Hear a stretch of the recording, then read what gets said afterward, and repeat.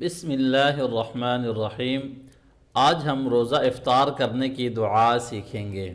اللہم انی، میں پڑھ رہا ہوں، آپ مجھے کاپی کرتے جائیں۔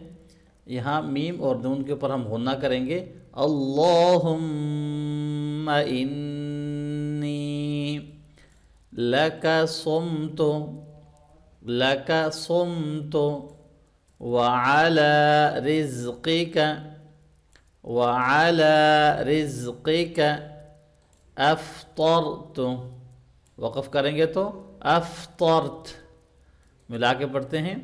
اللہم انی لک صمت وعلى رزقك افطرت، اللہم انی لک صمت وعلى رزقك افطرت، اللہم انی لک صمت وعلى رزقك افطرت۔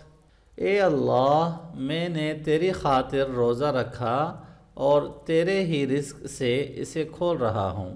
تو جب بھی آپ روزہ افطار کرنے لگیں تو سب سے پہلے یہ دعا پڑھ لیں۔ اس دعا کو خوب اچھی طرح سے یاد کر لیں، اس کو حفظ کر لیں، زبانی یاد کر لیں۔